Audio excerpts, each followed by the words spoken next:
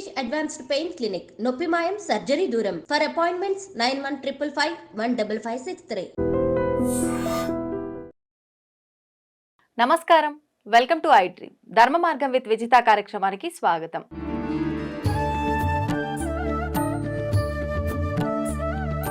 ప్రస్తుతం మనతో పాటు ఉన్నారు ప్రముఖ ఆధ్యాత్మికవేత్త చింతా రుక్మాంగదరావు గారు. ఇప్పుడు వారితో మాట్లాడి మరిన్ని విషయాలు తెలుసుకుందాం, మనకున్న సందేహాలన్నింటినీ కూడా నివృత్తి చేసుకునే ప్రయత్నం చేద్దాం. నమస్కారం అండి. మాతృదేవోభవ, పితృదేవోభవ, ఆచార్య దేవోభవ. మీలోనూ భగవంతుడు ఉన్నాడు, నాలోనూ భగవంతుడు ఉన్నాడు. అసలు భగవంతుడు లేనిది ఎక్కడ, ప్రతి మూలన ప్రతి దాంట్లో భగవంతుడు ఉన్నాడు అని చెప్పి అంటారు. అది వస్తువులో అయినా సరే, మనుషులో అయినా సరే, ఒక ప్రాంతంలో అయినా సరే. మరి అంతటా భగవంతుడు ఉన్నప్పుడు ప్రత్యేకించి ఆలయానికే ఎందుకు వెళ్ళాలి? ప్రత్యేకించి మన ఇంట్లో ఒక పూజా మందిరం ఎందుకు ఉండాలి? దేహో దేవాలయో ప్రోక్తో జీవో సనాతన. దేహమే దేవాలయము, జీవుడే సనాతన దైవము. దానికి అర్థము అహం బ్రహ్మాస్మి అంటే నేనే బ్రహ్మని. మరి నిగ్రహం లేని వాళ్ళు విగ్రహం దగ్గరికి వెళతారు, నిగ్రహం ఉన్న వాళ్ళు తాను ఎక్కడున్నా దేవుని చూస్తారు. అంతటి జ్ఞానం ఇప్పుడు ఉందంటారు అందరిలో? ఖచ్చితంగా ఉంది. ఎవరికి వాళ్ళు గుర్తించుకోవడం లేదంతే. సింపుల్, ఒకే ట్రిక్. తమను తాము గుర్తించుకుంటే ఆనందం. ఆనందం అంటేనే దేవుడు, దేవుడు అంటేనే నమ్మకం, దేవుడు అంటేనే ప్రేమ, దేవుడు అంటేనే అభివృద్ధి, దేవుడు అంటేనే ఆరోగ్యం. అందుకే ఆరోగ్యమే మహాభాగ్యం అన్నారు. కాబట్టి వీటిని అందిపుచ్చుకోగలిగితే ఆ దైవ ఆనందంలో నిత్యం ఉండిపోవచ్చు. గొప్ప వాళ్ళంతా అదే ప్రూవ్ చేశారు. మనం అంతటి వాళ్ళం కాదు, మన వల్ల అయ్యే పని కాదు అనుకుంటే ఆ ఫైల్స్ క్లోజ్ అవుతాయి బ్రెయిన్లో. కాబట్టి మనము ఉన్నాము. మనకు ఎవరు ఇచ్చారు? మన ఈ శరీరాన్ని తల్లిదండ్రులు ఇచ్చారు. తల్లి ఒక వైట్ పేపరు, తండ్రి ఒక వైట్ పేపర్ అంటే మధ్యలో కార్బన్ పేపర్ పెట్టి పైన ఇంగ్లీష్ రాస్తే కింద తెలుగు వస్తుందా? రాదు, ఇంగ్లీషే వస్తుంది. హిందీ రాస్తే హిందీనే వస్తుంది. వాళ్ళిద్దరూ సంసార ధర్మం నుంచి మనం పుట్టాం. వాళ్ళు చేసిన బ్రహ్మలు వాళ్ళే. మన తలరాతను రాసేది బ్రహ్మదేవుడు కాదు, పరబ్రహ్మలు తల్లిదండ్రులే. వాళ్ళే మనకి జన్మనిచ్చారు. జన్మనిచ్చారు కానీ రాత మాత్రం వాళ్ళు ఎలా రాస్తారు? సైకలాజికల్ గా వాళ్ళు ఉన్నటువంటి విధానాలు బట్టి మనకు అన్ని వస్తాయి. అవునా? వాళ్ళ చీకులు చింతలు గొడవలతో సంవత్సరాలు కాపురాలు చేస్తే ఎలా వస్తాము? మనం అలాగే వస్తాం. ఓకే, అంటే మీరు అన్నది కరెక్టే. మరి మొదటి దేవుళ్ళు వాళ్ళు, మనకు జన్మనిచ్చిన వాళ్ళే దేవుళ్ళు. వాళ్ళ ఆరాధన చేయకుండా ఏ ఆలయానికి వెళ్ళినా ఫలితం రాదు. అర్థమైందా? అర్థమైంది. ఆలయానికి వెళ్తే అక్కడ పరివార దేవతలు ఉంటారు, ద్వారపాలకులు, ఆలయం పైన అన్ని మూల అంతా ఉంటారు. వాళ్ళు మన రికార్డు వెరిఫికేషన్ చేస్తారు. అక్కడ వస్తున్నటువంటి వ్యక్తి కనీసం వాళ్ళ అమ్మ నన్ను ఏ రోజన్నా పూజించాడా? లేదు. కులదైవాన్ని పూజించాడా? లేదు. వాళ్ళ 4 ఫాదర్స్ ఏ రోజన్నా తలుచుకున్నాడా? లేదు. ఇతనికి మన స్వామివారికి దగ్గరికి ఇతని ఫైల్ ఎలా పెట్టాలి? పూజించడము అని అంటే వీళ్ళందరినీ మనం ఆరాధించడం, సేవ చేయడం. సేవ చేయాలి. ముసలి వాళ్ళు అయిపోతే కూడా కొంతమంది పిల్లలు వాళ్ళు తినని మారామేస్తే ఒక దెబ్బ కొట్టిన కడుపుని అన్నం పెడతారు. అది గొప్ప సేవ. ఆడు ఇసురేసి తింటే తినకపోతే పో అంటే అది సేవ కాదు. మేము అన్నీ తీస్తున్నాం, వాళ్ళు తినేది లేదంటే అది సేవ కాదు. వాళ్ళు కడుపునిండా తినాలి. కష్టపడ్డారు, సాకారు, మనల్ని గొప్ప వాళ్ళని చేశారు. వాళ్ళు ముసలి వాళ్ళు అయిపోయినాక వాళ్ళ పసిపిల్లలే లెక్క. ప్రేమతో అభిమానంతో పెట్టాలి, వాళ్ళని తినిపించాలి. అది నిజమైన సేవ. కాబట్టి ఇక్కడ ఆలయాలు ఉన్నాయి, వెళుతున్నా ఫలితాలు లేవు. ఆలయానికి ఎందుకు వెళ్ళాలి? ఇక్కడ నిజమైనటువంటి ప్రత్యక్ష దైవాలైనటువంటి తల్లిదండ్రులను, మన పితృదేవతలను, మన కుల దైవాన్ని మర్చి మనం ఎన్ని ద్వాదశ జ్యోతిర్లింగాలు వెళ్ళినా కానీ మన మనీ ఖర్చు అవుతుంది, మన టైం వేస్ట్ అవుతుంది, మన టైం పాస్ అవుతుంది, మనం ఫెయిల్ అవుతాం. నేను అన్ని ఆలయాలకు వెళ్ళాను, నాకు ఫలితం రాలేదు. నేను మొక్కని దేవుడు అంటూ లేదు, నాకు ఫలితం రాలేదంటే మీరు మొక్కాల్సిన వాళ్ళు సీరియల్ ప్రకారం 1, 2, 3 పోకుండా 20 సంవత్సరాల కారు దొరిన ఒక వ్యక్తి దగ్గరికి కొత్తగా వచ్చిన మోడల్ మార్కెట్లో కారు ఇస్తే అతను 4వ గేర్ వేస్తాడా, ఫస్ట్ గేర్ వేస్తాడా? టాప్ గేర్ వేస్తాడా, మొదటి గేర్ వేస్తాడా? మొదటి గేరే వేస్తాడు. అతని ఎక్స్పీరియన్స్ 20 సంవత్సరాలు. అట్లా మనం ఎక్కడికి వెళ్ళినా ముందు మన మొదటి గేర్ తల్లిదండ్రి ఇక్కడ కంప్లీట్ చేస్తే అక్కడికి వెళ్ళగానే మనకు ఎంత జనాలు ఉన్నా కానీ మనకు శీఘ్ర దర్శనం జరిగిపోతుంది. తల్లిదండ్రులను విస్మరించి, కులదైవాన్ని విస్మరించి, పితృదేవతలను విస్మరించి మన డబ్బులు బందాతో మనం వెళ్ళి అక్కడ 1000 రూపాయల టికెట్ కొనుక్కుని దర్శనానికి వెళ్ళి వచ్చినంత మాత్రం అనుగ్రహాలు దొరకవు. ఇప్పుడు చాలా మంది తల్లిదండ్రులని ఓల్డ్ ఏజ్ హోమ్స్ లో వేసి మేము బాగానే ఉన్నాము అన్నట్టుగా, బాగున్నట్టుగానే కనిపిస్తుంటారు కదా, మరి వాళ్ళ పరిస్థితి ఏంటంటే? బాగున్నట్టు, సంతోషంగా ఉన్నట్టు అన్ని నట్లు బోల్ట్లే, అక్కడ వాస్తవంగా ఏమీ లేదు. ఓకే, వాళ్ళ భ్రమలో ఉన్నారంటారా? స్విగ్గీ జొమాటో నుంచి ఆటలు సాకుతున్నారు తల్లిదండ్రులను. అది ఇప్పుడు ఒక ఓల్డేజ్ హోమ్ పెడుతున్నారంటే ఆ ఓల్డేజ్ హోమ్ అనేది ఏంటంటే, ఒక ఓల్డేజ్ హోమ్ కడితే అతని దృష్టిలో అది పాజిటివ్. కానీ నేను అతను మేము ఓల్డేజ్ హోమ్ పెట్టిన వాళ్ళు నేను విమర్శించడం లేదు. విమర్శించట్లేదు. కానీ ఒక ఓల్డేజ్ హోమ్ పెడితే మేనిఫెస్టో అవుతుంది. ఉమ్, అతను థాట్ రిలీజ్ చేస్తాడు యూనివర్స్కి, అవును. నాకు 100 మంది ముసలి వాళ్ళు కావాలని. అప్పుడు ప్రకృతి ఏం చేస్తుంది, ఈ 100 మందిని తరమేల పిల్లలు ఓల్డేజ్ హోమ్లోకి, అంటే పంపించు. ఇలా మేనిఫెస్టో జరుగుతుంది. ఉమ్, అది కట్టకపోతే ఆ 100 మంది అక్కడికి రారు. ఉమ్, 100 మందికి ఒకే చిన్న టీవీ పెడతారు. 100 మందికి 100 రకాలు ఉంటాయి, 100 రకాల టీవీలు పెట్టరు కదా. పెట్టరు. పిల్లలతో, కొడుకు కోడళ్ళతో, మనవరాళ్ళతో ఆడుకునే వయసులో, ఉమ్. ఆడుకోవాల్సిన టైంలో ఎక్కడో విసిరివేయబడ్డట్టు.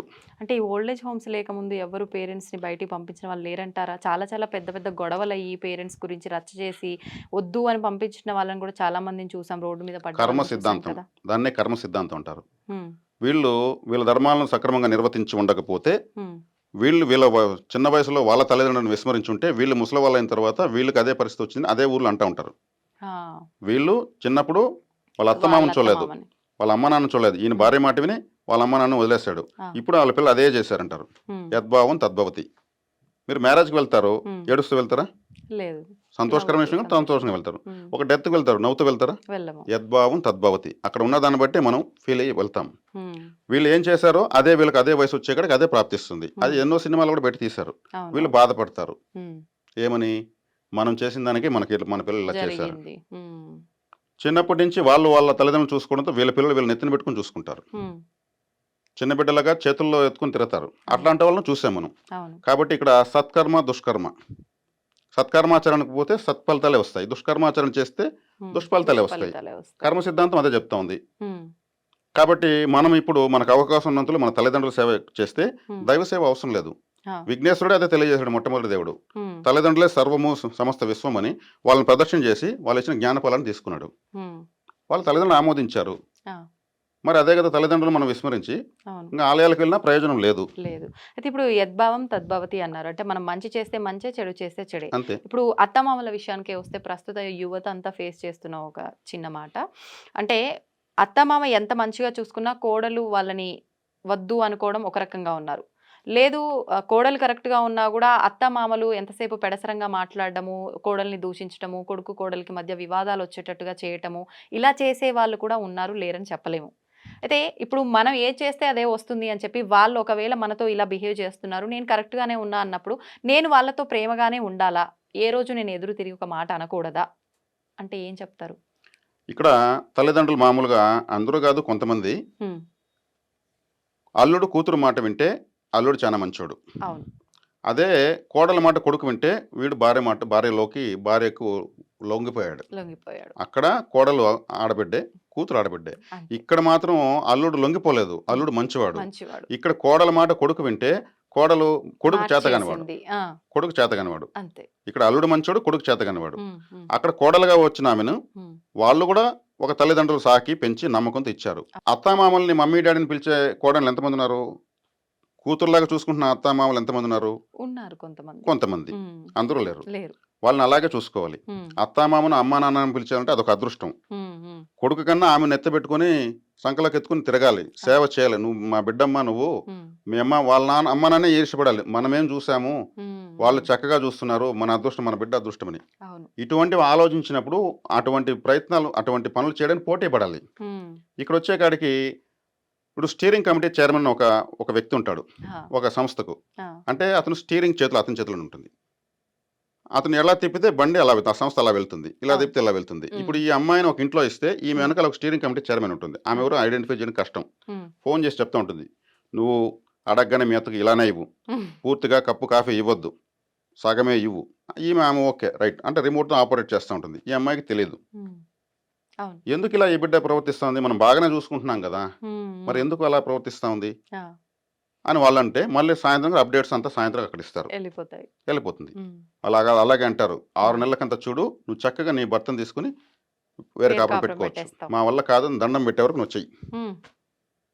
ఓకే, నీ భర్త నువ్వు ఉన్నావు అనుకో, ఆ ముసలోళ్ళకు నువ్వు సేవ చేసిన కర్మ లేదు. నువ్వు పెళ్లి చేసుకున్నావు, నీ భర్త నీ సౌకర్యం. హ్మ్. ఇట్లాంటి ఆపరేటర్స్ వెనకాల ఉండడం వల్లనే సంసారాల్లో చీలికలు వస్తున్నాయి. అవునండి. కొంతమంది అత్తమామలకి వీధుల అమ్మలక్కలు చెప్పిస్తారు. హ్మ్. హ్మ్. చక్కగా కోడల్ని చూసి కొడుకు పెళ్ళైన కొత్తలో వాళ్ళు సంతోషంగా తిరుగుతూ వస్తూ ఉంటే వీళ్ళు ఆనందపడుతూ ఉంటారు. ఆ! అది ఒప్పదు ఈ వీధుల వాళ్ళకు. అవును. అవును. వాళ్ళు ఉద్యోగాలకు వెళ్ళగానే ఆమెకు స్పూన్ ఫీడింగ్ ఇస్తారు. హ్మ్. చూడమ్మా, నీ కొడుకు ఈరోజు భార్య వచ్చేకాడికి తల్లిదండ్రులు ఏమైనా గుర్తిస్తున్నాడా, వాళ్ళ మేకప్లేమో వాళ్ళ ఫేర్ అండ్ లవ్లీలేమో ఎంటేసుకుని తిరుగుతున్నారు, నీకేమైనా ఆరోగ్యాన్ని పట్టించుకున్నారా, లేదమ్మా అన్నీ చూస్తున్నాడు, ఏం చూస్తున్నాడు మాకు తెలుస్తూనే ఉంది అంటారు. ఆమెకు ఇంకా లేనిది పూర్తిగా కోడల్ని ఒక బండ రాకాశలాగా చూసే వరకు వాళ్ళు వదలరు. బయటకు వెళ్ళగానే ఈమెను తొడుకెళ్ళిపోతారు వరకు. అప్పుడు ఆమె ఏం చేస్తుంది, మిగిలిపోయిన అన్నం తినడము, ఉమ్, కడిగిన పాత్రలే కడగడము, ఉమ్, పాత ఒక వెతికి వెతికి మరి కట్టుకోవడము, ఉమ్. ఆరోగ్యం బాగున్నా దగ్గుతూ ఉండడము, ఆ, మందులు ఇచ్చినా కానీ మాకు అవసరం లేదు నాయన, మాకు ఈ వయసుకి మాకు ఇంకేం కావాలి, ఆ, మాత్రలు తినమ్మా, నువ్వు అది చేయమ్మా ఇది చేయమ్మా, చాలు చాలు లేరా చాలు, నీ భార్యకి అన్నీ చూసుకో. ఉమ్. ఈమె వేరే వాళ్ళు ఆపరేట్ చేస్తారు, అవును అవును. నువ్వు అలాగే ఉండు. ఉమ్, ఇప్పుడు భార్య వచ్చేకాడికి తల్లి చేదైపోయింది. చేదైపోయింది. అంటే ఇక్కడ ఎవరు చేస్తున్నారు, ఉమ్, కొంతమంది స్టీరింగ్ కమిటీ చైర్మన్స్ అంతే. పుడతారు, వీళ్ళ ప్రమేయం ఎక్కడా వీళ్ళ లేదు. ప్రమేయం ఉండదు, వీళ్ళు ఐడెంటిఫై చేసుకోరు. వాళ్ళు చెప్పించబట్టే కదా వారం రోజులు మనం మన కోడల్ని ఇలా అవును. చూస్తున్నాము. ఆమె ఫోన్ చేస్తుంది, అమ్మ మా అత్త బాగానే ఉన్నది నెల రోజులు, ఏమైందో ఏమో ఎవరేం చెప్పించారు మాకు తెలియదు, ఉమ్, మేము డ్యూటీకి వెళ్ళగానే ఆమెకు ఎవరైనా చెప్తున్నారు, ఉమ్, ఆమె లేని దగ్గుతా ఉంది, లేని జ్వరాన్ని నటిస్తూ ఉంది, మందులు తీస్తే విసిరాడ పారేస్తూ ఉంది, ఉమ్, మిగిలిపోయిన అన్నం అంతా ఆమె తింటా ఉంది, ఉమ్, మా బతుకు ఇది చాలే అంటుంది. ఉమ్. ఎక్కువ మారితే మేము అంత కష్టపడి సాకాము, ఇంతపడి కష్టపడి సాకాము, ఈరోజు మీరు ఇలా మమ్మల్ని లెక్క చేయడం లేదంటుంది. చక్కగా ఓ బెడ్రూమ్ కట్టిస్తే ఉమ్, మాకెందుకు ముసలోళ్ళు ఉమ్. అంటా ఉంది. ప్రతి ఒక్కటి కంప్లైంట్ కంప్లైంట్ కంప్లైంట్ అంతే. ఇలా చేస్తున్నారు. ఉమ్, ఈ స్టీరింగ్ కమిటీ చైర్మన్ ఎవరు కనిపెడతారు? ఉమ్. నేను చెప్పింది వాస్తవం కదా. వాస్తవం అండి. ఇప్పుడు సీరియల్ వచ్చేసాయి, ఉమ్, అత్తకు విషయం పెట్టిన కోడలు, ఉమ్.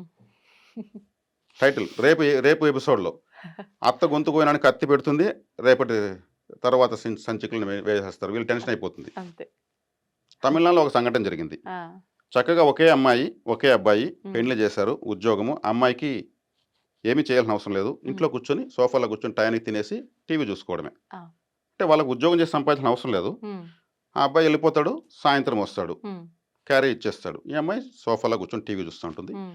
ఒకరోజు ఎవరో ఫ్రెండ్స్ ఫోన్ చేసి ఏదో సమ్ ఇష్యూ జరిగింది, టీవీలో వైరల్ న్యూస్ వస్తూ ఉంది. ఆ, ఫాస్ట్గా ఇంటికి వచ్చాడు, ఈ అమ్మాయి సీరియల్ చూస్తుంది, రిమోట్ అయితే న్యూస్ పెట్టాడు. ఆ, ఈమెకు ఇంట్రెస్ట్ సీరియల్, ఉమ్, అతను కోడలు ఏం చేస్తుంది, కోడలు అత్త ఏం చేస్తుంది, దీంట్లో నేను రిమోట్ న్యూస్ పెట్టాడు, ఈమె డిసప్పాయింట్ అయిపోయి ఈమె సీరియల్ పెట్టింది. ఆ. ఇతను పెరుక్కొని న్యూస్ పెట్టాడు, న్యూస్. ఆమె పెరుక్కొని సీరియల్ పెట్టింది.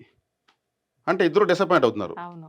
ఉండు కొద్దిసేపు ఒక న్యూస్ వస్తాను చూడాలని. ఉమ్, ఆమె ఒప్పుకోలేదు, అతను చిరాకేసి ఒక దెబ్బ కొట్టాడు, ఉమ్, లేసి నేరుగా బెడ్రూమ్లోకి వెళ్ళిపోయింది. ఉమ్, ఇతను మొత్తం న్యూస్ మొత్తం చూసేసి నిజమైన ఫ్రెండ్స్తో మాట్లాడి తలుపు తడితే తీలేదు, ఉమ్. ఎంత కొట్టినా తీలేదు. ఫైనల్గా తలుపు పగలు కొట్టి చూస్తే హ్యాంగింగ్ వేసుకోండి. ఉమ్, నన్ను డిసప్పాయింట్ చేస్తావా, నాకు మా అమ్మ ఎంత కట్నం ఇచ్చింది, ఉమ్. ఇల్లంత టీవీ పెడితే నన్ను ఒక సీరియల్ చూసుకునేవా, ఇదే మీనింగ్ అంతే.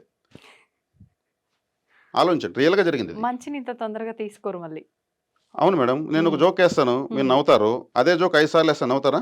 లేదు, రొటీన్ నేను అయిపోతుంది బాధలు కదా. చెప్తాను, 2 గంటల సేపు వింటారు, ఉమ్, బాధను ఎక్కువగా మీరు రిసీవ్ చేసుకోగలరు, ఉమ్, ఇంకా విందామనిపిస్తుంది. ఆ, అదే సంతోషాన్ని రెండోసారి చెప్పినా మూడోసారి చెప్పినా విసుగైపోతుంది. వర్షం వస్తే పరుగులు తీస్తారు, ఉమ్.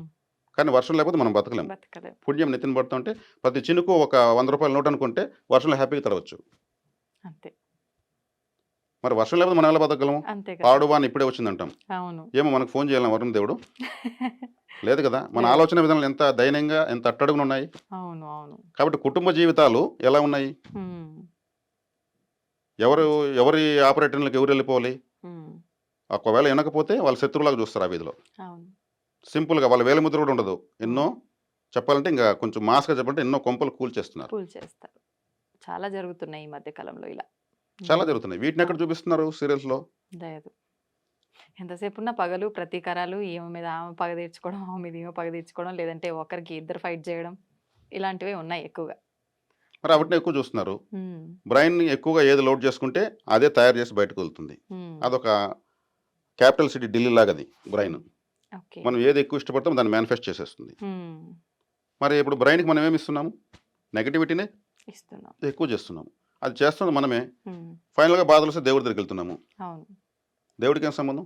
ఉమ్, అప్పులు తీరలేదని దేవుడి దగ్గరికి వెళ్తారు. అప్పు చేసేటప్పుడు దేవుడు చెప్పామా? లేదు. మరి తీర్చేటప్పుడు ఎందుకు పోవాలి? అంటే నువ్వు కరెక్ట్గా ఇవ్వాలి కదా, నా పరిస్థితులకు తగ్గట్టుగా కరెక్టే. ఇవ్వలేదు కాబట్టి చేయాల్సి వచ్చింది. చేసిన అప్పైనా తప్పైనా ప్రతి ఒక్కటి దేవుడు చెప్పే చేయండి, తీరకపోతే అప్పుడు అడగండి.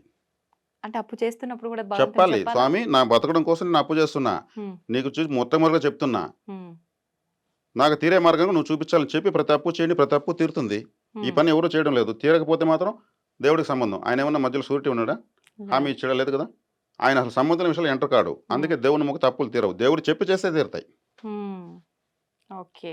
అప్పులు అయిపోయినప్పుడు చెప్పే మాట ఏదో అప్పు చేసేటప్పుడు చెప్పొచ్చు కదా! దానికి ఏమైనా జీఎస్టీ కడుతున్నారా? లేదు. లేదు కదా! కాబట్టి భగవంతుని ఎలా ప్రార్థించాలో, ఎలా ఆలోచింప చేయాలనేది కనుక్కుంటే చాలు. హ్మ్. అంటే మన మెడ మీదకి ఏదన్నా వచ్చినప్పుడే భగవంతుడు గుర్తొస్తాడు కదా! అవసరానికి ఎవరో ఒకరు ఇస్తారు. అప్పుడు ఆ గుర్తుకు రాడు. డబ్బున్నప్పుడు అదే ఆలయం ముందు పోతూ ఇలా చూస్తూ అదే గుడి ఎవరో పోతున్నారు తిక్కలోళ్ళు అనుకొని పోతారు. వీళ్ళ హ్మ్. కష్టాలు వచ్చినప్పుడు పోతే అదే గుళ్ళకి వీళ్ళు పరిగెత్తుకొని పోతారు. అవును. అవును. అంటే మనం పెట్టుకున్న ఏజెంట్ లాగా చూస్తారు దేవుడిని. హ్మ్. దేవుడు నా కళ్ళ చూడడం లేదు. ఆయన గుడ్డివాని చేస్తారు. హ్మ్. దేవుడు నా మాటలు వినడం లేదు. చెవిటివాని చేశారు. దేవుడు పట్టించుకోవడం లేదు. ఆయన ఒక అవిటివాని చేస్తారు. హ్మ్. ఏకంగా ఉన్నా లేకపోయినా ఎప్పుడూ తిట్టేస్తారు. దైవారాధనలో, దైవ చింతనలో ఉన్నప్పుడు అన్ని హ్మ్. బ్యాలెన్స్‌గానే పోతా ఉంటాయి. హ్మ్. ఆయన ఒక అడుగు నష్టం జరిగే చోట వెనక్కి లాగుతాడు. లాభం జరిగేటప్పుడు ముందుకు తోస్తాడు. హ్మ్. నమ్మిన తర్వాత. అవును. కష్టం వస్తేనే దేవుని గుర్తించినప్పుడు ఈడికి హ్మ్. మళ్ళీ కోరిక తీరిస్తే అంతకుముందు లాగానే కదా వెళ్తాడు. ఆ! అంతే కదా! అంతే. కానీ భగవంతుని ఎక్కువ ఆరాధించే వాళ్ళే ఎక్కువ కష్టాలు పడతారని అంటారు. నిజమేనా అండి ఇది? కాదంటారా? అంటే భగవంతుని ఎక్కువ ఆరాధించే వాళ్ళు ఎవరిని ఏ దేవుడిని ఆరాధిస్తే హ్మ్. ఏ దేవుడి దగ్గర మన జీవితానికి కావాల్సిన అనుమతి ఉంది అని తెలుసుకునే ఒక ఫార్ములా ఉంది. అంటే? అనుమతి అంటే హ్మ్. మనకు అనుగ్రహం అని అర్థం. ఓకే. ఇప్పుడు మీకు ఒక ఆఫీసర్‌తో పనుంది. హ్మ్. ఆ ఆఫీసర్‌కి మీ పనితో సంబంధం లేని ఇంకొక ఆఫీసర్ దగ్గరికి పోతే మీకు పనవుతుందా? అవ్వదు. కలెక్టర్ ఆఫీస్‌కి పోవాల్సింది తహసీల్దార్ ఆఫీస్‌కి పోతే పనవుతుందా? కాదు. 2 గవర్నమెంట్ ఆఫీసెసే. హ్మ్. హ్మ్. అనుమతి ఎక్కడుంది? కలెక్టర్ ఆఫీస్‌లో ఉంది. అవును. మరి ఇక్కడున్న మిగతా ఆఫీసులన్నీ చుట్టినా ప్రయోజనం లేదు. హ్మ్. అట్లా మీకు ఏ ఆలయానికి వెళ్తే అనుమతి ఉంది, అనుగ్రహం ఉంది అని తెలుసుకునేట్టు ఒక విధానం ఉంది. ఆ ఆహా! విధానం ప్రకారం వెళ్తే వెంటనే పనవుతుంది. కనిపించిన గుడికంతా దండాలు పెడుతూ, దేవుడికి మరి ముద్దులు పెడతా ఉంటారు. హ్మ్. ఇదో కొత్త ఫ్యాషన్ వచ్చింది. అలా చేస్తే ప్రయోజనం టైం వేస్ట్, టైం పాసు. హ్మ్. హ్మ్. అనుమతి లేదని తెలీదు. ఆ! మరి దేవుడినే నిందిస్తూ ఉంటారు. హ్మ్. ఎవరిని మనం మనం మన మన జీవితాన్ని మనం ఎవరిని ఆరాధించాలి హ్మ్. అనేది ఒక ఫార్ములా ఉంది. ఆ ఫార్ములా తెలుసుకొని ఆరాధిస్తే వెంటనే అనుమతి వస్తుంది. హ్మ్. అంటే ఇప్పుడు మీరు దేవుడికి ముద్దులు పెట్టడం అంటే నమస్కారం చేసే విధానం ఇలా కళ్ళకద్దుకొని ఇలా అనటం అదేనా? ఆ! ముద్దు పెట్టొచ్చు. కానీ అది వేరే సౌండ్‌లు వేరే. ఓకే. హ్మ్. పాతకాలంలో ఈ ముద్దులు పెట్టడాలు లేవు. హ్మ్. పాతకాలంలో ఇప్పుడు దేవుడి దగ్గరికెళ్తే ఎలా వెళ్తున్నారు? హ్మ్. రకరకాల సెంట్లు. ఆ సెంట్స్‌లో గూడా కంపెనీస్‌లో ఆల్కహాల్ బేస్డ్ ఇంగ్రీడియెంట్స్ ఉంటాయి. వాటిని కొట్టుకొని దేవుడి దగ్గరికి వెళ్ళకూడదు. ఆహా! లిప్‌స్టిక్సు, రకరకాల కెమికల్ క్రీమ్సు హ్మ్. అంత మేకప్ చేసుకొని దేవుడి దగ్గరికి వెళ్ళకూడదు. సాధారణంగా హ్మ్.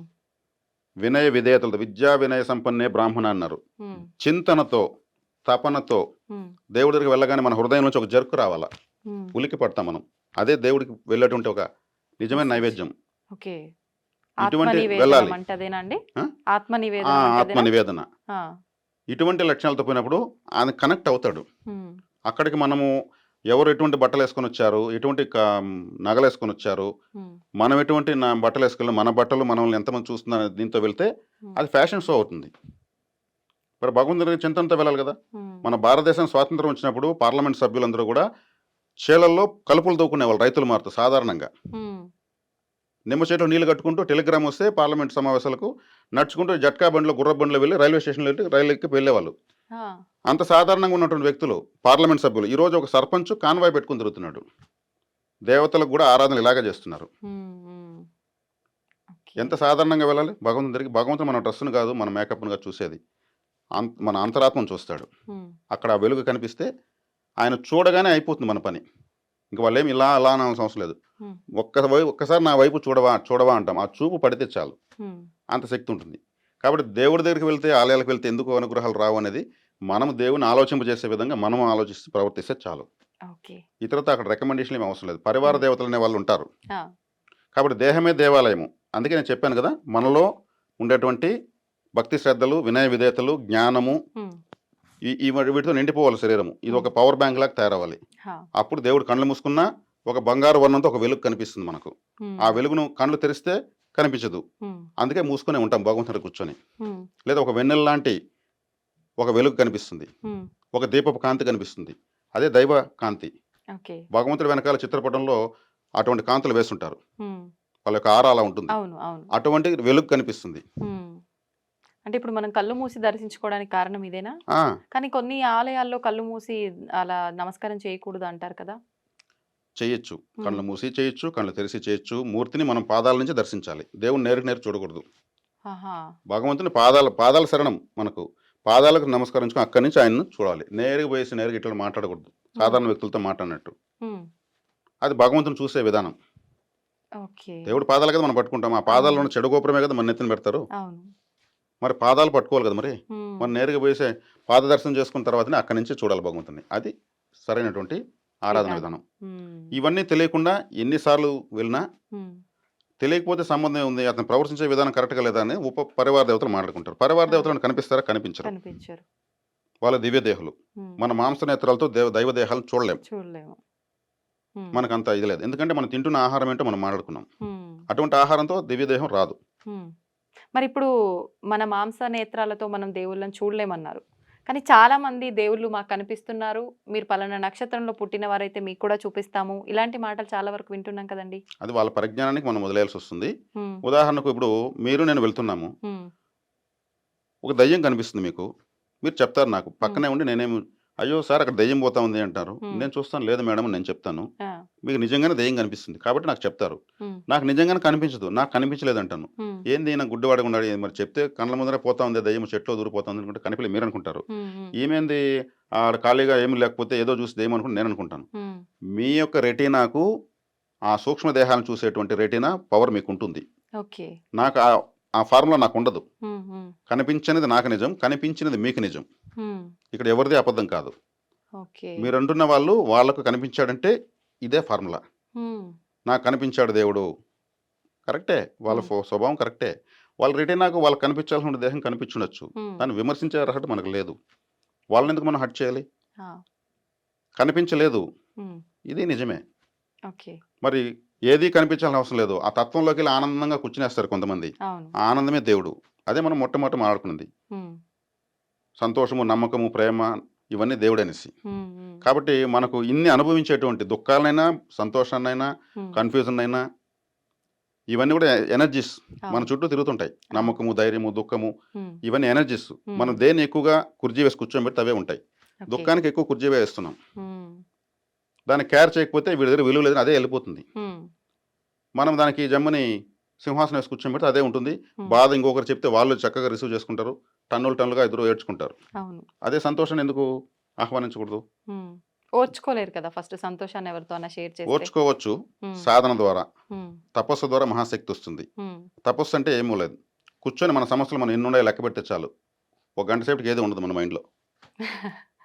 అంటే ప్రతిదీ ఆలోచన చిన్నగా. రహిత స్థితి మెడిటేషన్ అంటారు. ఉమ్, ఆలోచన నాకు ఏ ఆలోచన రాలేదని మనం అనుకున్నాం, అది కూడా ఆలోచనే కదా. అవును. మరి ఆలోచన రహిత స్థితి ఎక్కడుంది? ఉమ్, మన సమస్యలు ఎన్ని ఉన్నాయి లెక్క పెడదామని కూర్చొని కళ్ళు మూసుకుంటే మనకు కాని వాళ్ళే గుర్తొస్తారు. కళ్ళు తెరిచేస్తాం వాళ్ళు తలుచుకుంటే. ఉమ్, అయినా కూర్చోవాలి. కొద్దిసేపటికి ఇంకోటి గుర్తొస్తుంది. ఉమ్, ఇంకోటి ఎన్ని ఉన్నాయి మీ బ్రెయిన్లో అడ్డంగా ఆలోచనలు అవును. అన్నీ ఎగిరిపోతాయి. వచ్చి వచ్చి కరెక్షన్ అవుతుంది. ఆ, చివరిలో మీరు ఆలోచించాలి, ఆలోచన లాగాలి. ఉమ్, చాలు. ఆత్మతృప్తే అదే దైవత్వం. ఓకే. ఇలా ఉంటుంది. ఇవంతా ఉమ్, సింపుల్ మేడం. ఆ, దీనికి ఏదో యూనివర్సిటీలకు వెళ్ళాల్సిన అవసరం లేదు. చక్కగా ఆలోచించేది ఎలా ఆలోచించాలి. ఇప్పుడు కూడా మనం ఉమ్, బాగా ఆలోచించాలంటే ఎలా ఆలోచించాలో ఆలోచించాలి. ఆలోచననే ఆలోచన చాలా శక్తివంతం. ఆలోచించాలి. ఉమ్, ఆలోచించాలి. ఓకే. మనం ఎలా ఆలోచించాలి అని ఆలోచించి మళ్ళీ ఆలోచిస్తే సరైన ఆలోచన వస్తుంది. ఉమ్, ఎట్టబడితే అట్ట ఆలోచిస్తే ఏది కరెక్టో ఏది తప్పో ఏదో తెలియదు. తెలుసుకోలేము. ఇటువంటి గందరగోళ స్థితిలో ఆలయానికి వెళ్తే ఉమ్, ఎలా ఉంటుంది? పిచ్చి పట్టిన గందరగోళంగానే. రాక్షసుడు భరతనాట్యం చేసినట్టు ఉంటుంది. అంతే అండి. కాబట్టి ఇలా ఉమ్, ఆలోచనలోనే మనకు మన దేహము దేవాలయము, జీవుడే సనాతన దైవము, ఉమ్, మనకు నిగ్రహం ఉంది. మనకు విగ్రహం కావాలంటే భక్త రామదాసు వారి దగ్గరికి ఉమ్, రాముడు డబ్బులు ఎత్తుకొచ్చి కట్టాడు. ఆ, దేవుడు వచ్చాడు కదా నిజమైన భక్తికి. ఉమ్, ఉమ్, నిదర్శనాలు ఉన్నాయి, సినిమాలు తీశారు కదా. ఉన్నాయి. జైల్లోకి వచ్చాడు కదా. సినిమాలని కాదు, నిజమే అంటారా అది? నిజమే, ఆ, పురాణాల్లో శాస్త్రాల్లో ఖచ్చితంగా ఉందా? జరిగింది. ఉమ్, నిజంగా జరిగింది. ఓకే. రాముల వారిని అడిగాడు ఆయన, ఆ, మరి నా కోసం వచ్చావు, మరి ఎందుకు నాకు ఇంత శిక్ష పడిందంటే, నువ్వు పంజరంలో రామచిలక పెట్టావు ఉమ్, ప్రియురాల కోసము. ఆ చిలుక యొక్క స్వేచ్ఛను హరించావు. హా, దాని కర్మ నువ్వు అనుభవించాల్సిందే. నిన్ను అనుభవం చేసేసాను. ఉమ్, తదుపరి జన్మలు నీకు ఉత్తమోత్తమైన జన్మలు ఇస్తాను. ఉమ్, దుష్కర్మకు దుష్ఫలితం, సత్కర్మకు సత్ఫలితం నీకు వస్తుంది ఉమ్, అని ఆయన చెప్పేశాడు. దేవుళ్ళు ఓకే. భక్తుడనేసి కర్మను అతిక్రమించరు. ఉమ్, కర్మను అనుభవించే శక్తి ఇస్తారు ముందు. దాన్ని అనుభవింప చేసి పుణ్యానికి కావాల్సిన దాన్ని విత్ ఇంట్రెస్ట్తో సహా 110 రూపాయలు వడ్డీ వేసి గంట ఇస్తారు పుణ్యాన్ని. ఓకే. వాళ్ళు ఏది ఉంచుకోరు. అందుకే అప్పు చేసేటప్పుడు తప్పు చేసేటప్పుడు దేవుడికే చెప్పాలి. ఉమ్, మనల్ని ప్రమాదంలో ఉన్నప్పుడు ఎవరో ఒక వ్యక్తి సడన్గా వచ్చి కాపాడతాడు, అవును. పరిచయం ఉండదు. ఉమ్, దేవుళ్ళలాగా వచ్చి దేవుళ్ళలాగా కాపాడే ఉంటాం. ఎవరో తెలియదు, అతను దేవుడిని దండం పెడతాం. పెట్టేస్తాం. దైవం మానుష రూపేణ. ఉమ్, దేవుడు మనిషి రూపంలో ఉన్నాడు. కలియుగంలోనే దేవుడు వేగంగా ప్రసన్నమవుతాడు. హా, ముందు యుగాల్లో 100 సంవత్సరాలు తపస్సు చేస్తే కానీ రాడు. ఉమ్, ఒక వ్యక్తి 1000 సంవత్సరాలు తపస్సు చేసి బ్రహ్మదేవుడు ప్రత్యక్షమైతే స్వామి నేను 1000 సంవత్సరాలు తపస్సు చేశాను, ప్రసన్నమయ్యారు అంటే, ఉమ్, అవునా నీ తపశక్తి నిజంగా ఉంటే ఆడొక చెట్టు చూపించి దాన్ని కాల్చు అన్నాడంట. ఆ, దాన్ని కాల్చాడు. పరీక్షలు మళ్ళీ మళ్ళీ. పుట్టించు అన్నాడంట. ఉమ్, పుట్టించాడు. నీ 1000 సంవత్సరాల తపస్సు దాన్ని కాల్చడానికి దాన్ని పుట్టించడం సరిపోయింది, ఆ, ఇంకొక 1000 సంవత్సరాలు తపస్సు చేసి మళ్ళీ వస్తాను వెళ్ళిపోయాడంట. అరెరే, వాళ్ళ వేలుతో వాళ్ళ కంట్లోనే పొడిచినట్టుగా అయింది ఈ అనుకుంటా సంవత్సరం ఇక్కడ. ఇప్పుడు ఈ కలియుగంలో అన్ని సంవత్సరాలు తపస్సు అవసరం లేదు. ఉమ్, సరైన ఆలోచన విధానంతో దేవుడు ప్రసన్నమైపోతాడు. నేను ఓకే. చెప్పాను కదా, ఆలయాన పోలి ఎలా ప్రవర్తించాలి. అవును.